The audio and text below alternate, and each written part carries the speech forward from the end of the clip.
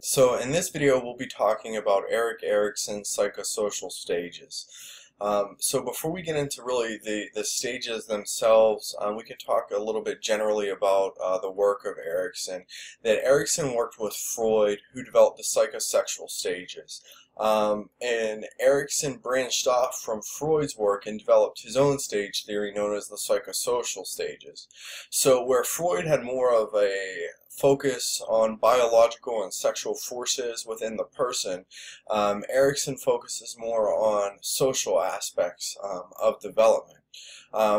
And we'll go through the stages and how they're written, and then when we get through them, we'll talk about some general issues with stage theories, but we'll talk about the specific tasks within each stage. So with each stage, there'll be a versus. So we're looking at a conflict that exists between two competencies that need to be developed, and that's the versus. So we'll go through the 8 stages now. The very first stage is trust versus mistrust, and this deals with from birth up to about 1.5 years of age. So the main conflict here exists within the development of trust versus mistrust. And an example of the development of trust, one that's commonly used to discuss this stage, is a child's cry, an infant's cry. An infant cries and the parent comes over and comforts. The infant cries and the parent comes over and comforts. And there are only a couple things that can be done, or a few things that could be done to help with the infant. Either cuddles, food, too much stimulation, changed, or a nap. Right, but the parent begins to meet that need, and therefore the infant begins to develop a sense of trust. After that trust develops, then the infant can then go into the next stage of development, which is autonomy versus shame and doubt. So right after I learn that I can trust the world and I resolve that conflict, then I can move on and start to develop a sense of autonomy. So this is about ages 1.5 years up to about 3 years old. And just as a side note, I would put this a little bit earlier, right? But this is where the infant begins to explore the world and develop this sense of autonomy. I've seen this a lot earlier, especially with my own daughter at around even 6 months or so, when I'm trying to feed my daughter some oatmeal and she blows raspberries. She would blow raspberries at me and refuse the oatmeal. Usually about 7 to 9 months or so, we start to crawl. And that's a clear sense of development of autonomy there, right? Where I begin to be able to go out and explore things within my environment and not need my primary caregiver to bring things to me, to engage me, that I can begin to develop my own sense of autonomy and exploration within my environment. Now, if a parent allows this autonomy to develop, right, allows the infant to explore, then the stage would be successfully resolved. The crisis would be successfully resolved. Say the parent is more of a helicopter parent and is terrified to let the young person venture out of this little zone of safety that exists, or uses really harsh methods to get the child to stay within that safety zone, then the child would be stuck in a sense of shame and doubt. Right, so they would be stuck in that shame, and it would prevent them from moving on to the next stage, which would be initiative versus guilt. This is really the play age, from about ages 3 to 5. And play is really important because this is really our first sense of taking initiative with engaging activities and other people, right? Taking that risk on of approaching a new peer group or whatever it might be. Now, if we throw in some operant conditioning to understand it, and I approach a peer group and it works out well and I'm allowed into that peer group, then there's a high likelihood that I will develop a sense of initiative. If for some reason there's some negative consequences that come across my way, then I might feel guilty about it and be less likely to take that initiative in the future, so I'd be stuck in that stage. And that's really important for me to be able to develop that initiative early in life, because Erikson's next stage is industry versus inferiority. In this stage, it's about developing a sense of industry. We're looking at the school age, about ages 5 to 12.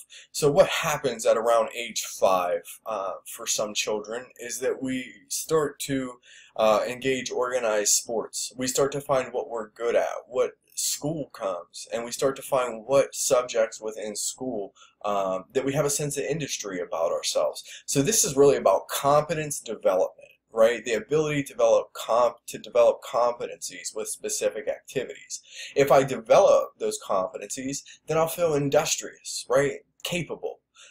If I fail to develop these competencies and find what I'm good at, then I might be stuck in a stage or the crisis of inferiority, and that will hinder my development in the next stage when I hit puberty, which is ego identity versus role confusion. So this is really a key stage in development. You know, our coursework changes. We're talking about adolescents, ages 12 to 18 or so. Our coursework changes. You know, I might be in shop class. You know, we try a variety of different things. If I sit back and I reflect on my own development during adolescence, you know, I tried a bunch of stuff during this stage, maybe even younger, to see what fit with regard to my identity, you know. So no judgment here on some of my examples, but one of my very early things, even maybe younger, maybe 10 years old, is that I got this thing in the mail that really made collecting stamps seem like the cool thing to do. And like the kid on the cartoon even said, "Gee, Mom, this sure is keen." And I thought, why not? If he thinks it's keen, I can give it a try. So I tried collecting stamps for like 3 days. It didn't stick. I went through other phases, and I think everybody does, you know, with different music, dress, different activities. And I could go through a list of embarrassing activities that I tried. So this is really an important time. You know, we get to, especially around this age, you know, we're in junior high, high school, we get exposed to different things. So for drugs, for example, this could be incorporated into a forming identity.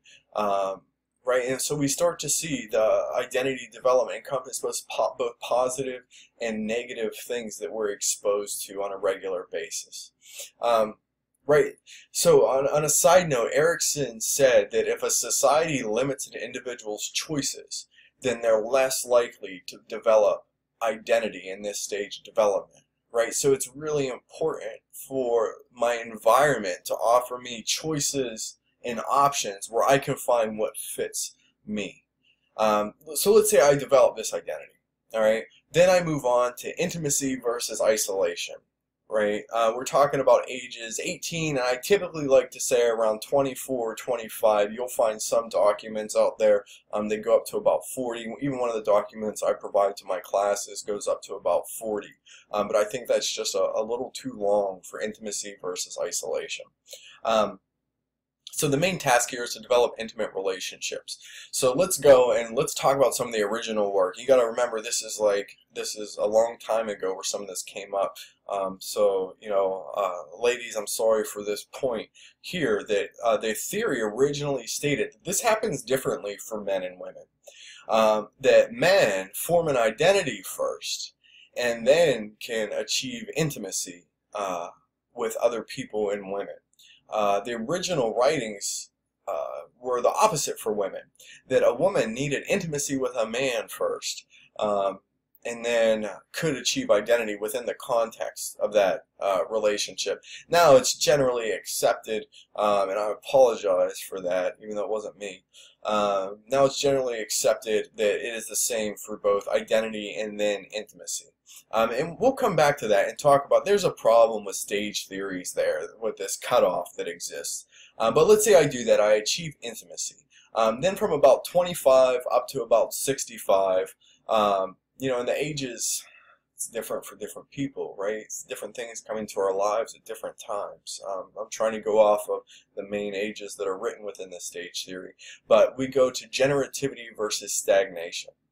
And now this is about developing things that will outlast myself. So raising kids, having kids, maybe investing myself in my work, my job. If I don't have kids, then the task would be, how do I achieve this this sense of generativity, that I'm creating things that will outlast myself, my legacy, if you will. And then let's say I achieve that. I achieved generativity and I didn't get stuck in stagnation. Then I move on to the final stage of development, ego integrity versus despair, and we're looking at around ages 65 or so through death.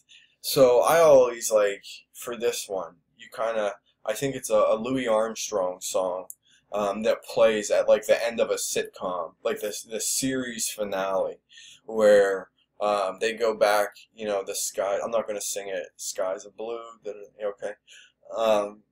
They go back and they review the highlights of the life. That's kind of my interpretation of ego integrity versus despair. The wisdom and maturity that's achieved to reflect back on life and have a sense of integrity, as opposed to being stuck in despair on the reflection of my life, which I hope that I'm not, but I guess we'll see one day.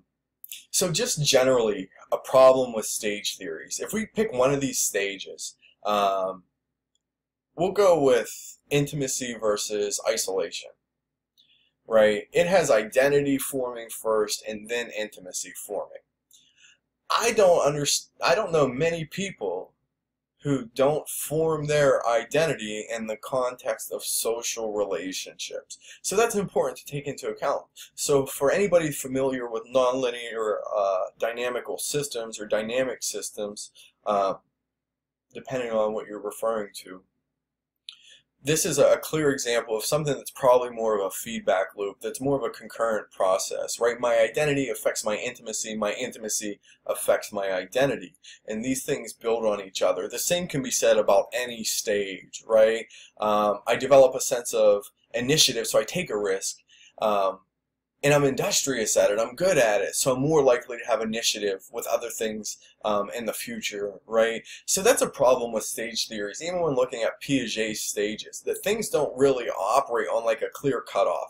So it could be very likely, that these would be really points that someone gravitates towards, but there's probably a lot of blurred space in the middle of these stages, and some of them are present throughout. According to Erikson, when working with a client, if they never develop that sense of trust, we can go back with them, start working on that sense of trust, and then working on all the stages going forward for them to fall into place. So it's an important thing to keep into consideration, and I think it offers us some things to work with our clients. But at the same time, we have to understand that we are dynamic people, and it's not really easy to fit us in a clean-cut stage model, right? That a lot of these processes are probably going to be concurrent, right? I'm sure some of us get into an ego integrity versus despair now when we're reflecting on our life to see what we've done up onto this point. But that's a crash course in Erikson's stages. Yeah, but they're very helpful to help conceptualize a client's presenting social dynamics or presenting problem, through more of a social developmental lens.